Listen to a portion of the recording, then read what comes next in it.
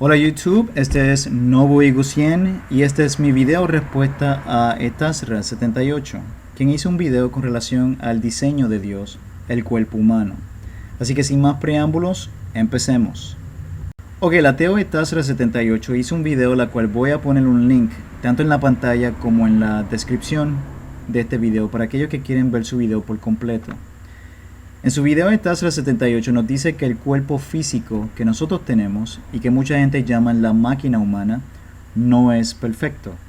Y habla del cuerpo humano como si no fuera gran cosa, o sea, como algo que no debería impresionar a nadie. Porque según este ateo, nuestro cuerpo presenta varios problemas, los cuales indican, según él, que el cuerpo fue diseñado por alguien incompetente, o sea, por una persona que no es nada de inteligente. O que no fue diseñado por nadie, por ningún ser inteligente, por ningún Dios. Ahora, esto muestra dos tipos de ignorancia, la bíblica y la científica. La bíblica, porque el libro de Génesis nos enseña que todo lo que Dios hizo era perfecto, incluyendo el cuerpo humano, hasta que el hombre pecó. Ahí fue cuando todo empezó a corromperse, y es por eso que pecamos, nos enfermamos, envejecemos y morimos. Pero en el principio no era así. Por tanto, la Biblia nos enseña que después de la caída del hombre, todo tiende al desorden y a la corrupción, que es precisamente lo que nos enseña la segunda ley de la termodinámica. Y eso incluye, claro está, nuestro cuerpo humano. Así que si nuestro cuerpo ya no es perfecto, no es por culpa de Dios, sino por culpa del pecado del hombre. O sea, culpar a Dios sería como si usted se comprara un auto nuevo y en perfectas condiciones, pero luego no le da mantenimiento, no lo cuida o lo choca y después quiere echarle la culpa a la fábrica que lo hizo, cuando en realidad usted fue el responsable del daño de ese carro. Y aun si la fábrica no hubiese hecho un buen trabajo con el diseño de su auto, eso tampoco probaría que nadie lo hizo. Sin embargo, la buena noticia de todo esto es que aunque el pecado del hombre haya dañado y corrompido este mundo que vivimos, Dios ha prometido arreglarlo tal como era en el principio.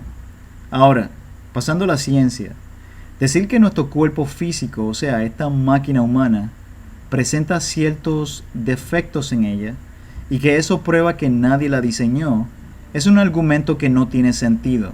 Eso es como si dijéramos que si una casa tiene problemas de tubería, fallas en la electricidad o que si otras partes de la casa no funcionan, entonces eso prueba que el constructor de esa casa no existe, porque está mal diseñada. Eso por supuesto sería tirar la lógica y la razón por la ventana, y eso es precisamente lo que hacen los ateos cuando dicen que si el cuerpo humano tiene ciertas partes que no sirven, entonces eso significa que no pudo haber sido diseñada por Dios. Ahora, obviamente esto no tiene sentido. Principalmente cuando nuestro cuerpo humano es mucho más complejo que una casa y que cualquier máquina avanzada que haya construido el hombre. Hasta el mismo Bill Gates, fundador de Microsoft, dijo que el ADN es como un programa de software, solo que mucho más complejo que cualquier cosa que hayamos inventado. El ADN es la molécula más compleja del universo y guarda una información comparada a una enciclopedia en cada una de nuestras células de lo que somos. De hecho, se dice que el ser humano contiene en su ADN cerca de 1000 libros de información en cada célula. Ahora bien, esta complejidad nos hace preguntar lo siguiente: ¿acaso esta información llegó por accidente? ¿De dónde vino esta información? ¿Acaso vino de un proceso evolutivo o de un diseñador inteligente? Unos dicen que por selección natural. El problema es que la selección natural selecciona, no crea, y tampoco aumenta la información, sino que la disminuye. Además, los libros no se escriben a sí mismos. Si un libro requiere de un creador inteligente, entonces, lógicamente hablando, la información del ADN tuvo que haber venido de una fuente o una mente inteligente. Ahora, usted me dirá, ¿y qué hay de la otra opción? ¿Y qué hay de aquellas partes del cuerpo que no son útiles? ¿Acaso eso no prueba que si hay un diseñador, debe ser un ser incompetente? Bueno, veamos. Ok, hay personas como este ateo que piensan que tenemos órganos que son vestigios, o sea, innecesarios, o que ya no se necesitan, o estructuras remanentes de la evolución. Sin embargo, los científicos de hoy en día han descubierto que estos supuestos órganos innecesarios son realmente bastante útiles. Por ejemplo, el apéndice contiene tejidos linfáticos que protegen a los intestinos de la entrada de bacterias infecciosas, a pesar de que hace tiempo se les consideraba como inútiles. Cualquiera que se saque su apéndice tendrá mayores posibilidades de contraer diferentes tipos de enfermedades, tales como la leucemia, la enfermedad de Hodgkin, cáncer del colon y cáncer en los ovarios. El doctor Ron Allard también nos dice que el apéndice es requerido para activar las células B en el sistema inmunitario, así como el tiroide activa las células T. Con relación al coxis, sepa que no es una cola en el esqueleto, pues según los médicos y los científicos más actualizados, el coxis no es vestigial. Si te remueves o te das un fuerte golpe en este pequeño hueso, vas a tener problemas porque tiene atachado como unos 9 músculos que están relacionados con la habilidad de caminar, sentarse y otras funciones importantes, incluyendo sexuales.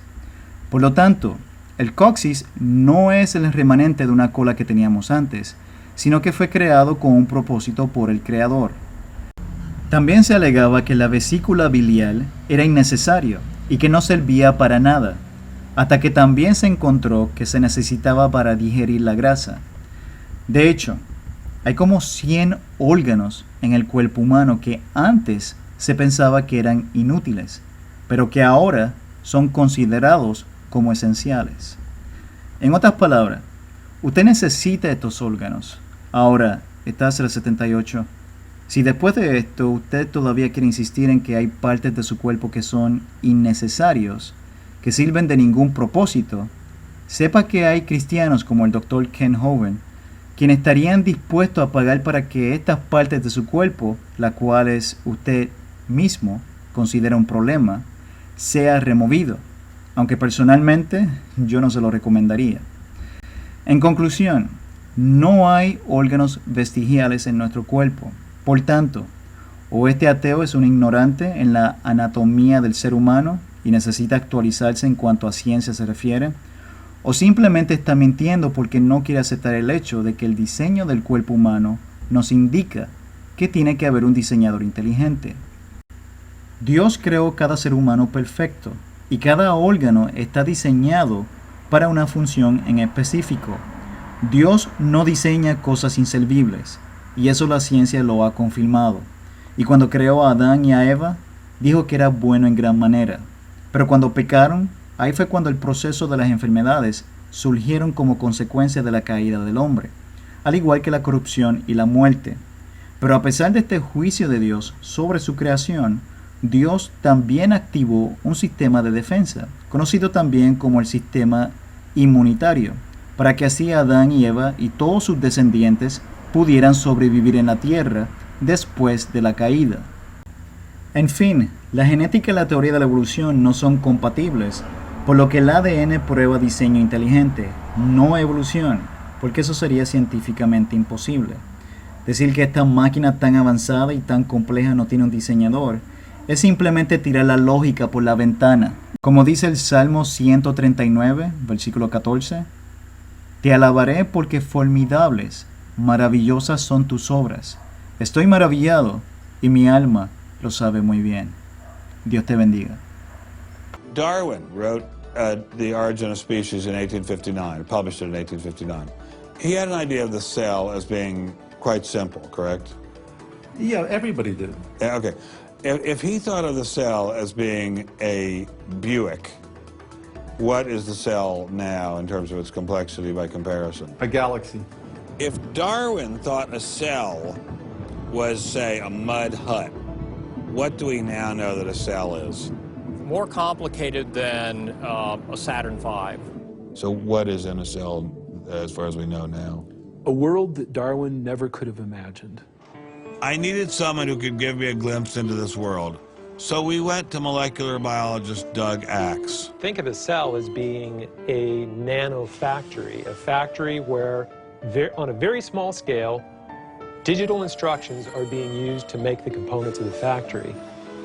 Here we have the famous DNA double helix. You can see the two helical strands that are intertwined and wind around each other on the outside of the molecule. This is the material that stores all of our genetic information.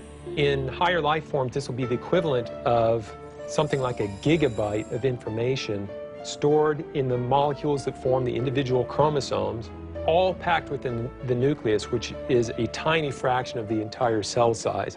So what does DNA do? Well, the information in DNA ends up providing the information for sequencing the amino acids to make protein. We have information in a one-dimensional form that provides the information for a three-dimensional form.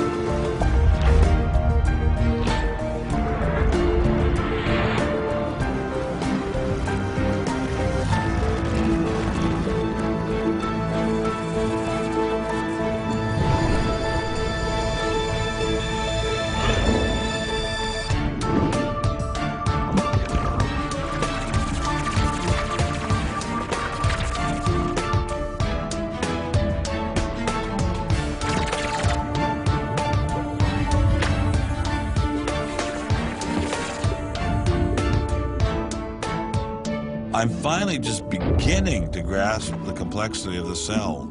Are there systems within the cell that go well beyond Darwinian evolution? Some type of cellular technology that drives adaptation, replication, quality control, and repair? What if these new mechanisms have massive design implications? Well, I say, so be it. The cell really is like nothing we've ever seen in the physical world. That's got to be firmly grasped. That's not something we can just say, oh, well, it's just a little bit more of the same old, same old. It's not the same old, same old. We are finding is that there's information that's in the cell that cannot be accounted for in terms of these undirected material causes. So there's, it has to be. And so there's some other, so it has to be an information source. So one of the key questions faced by modern biology is, where do you get information from?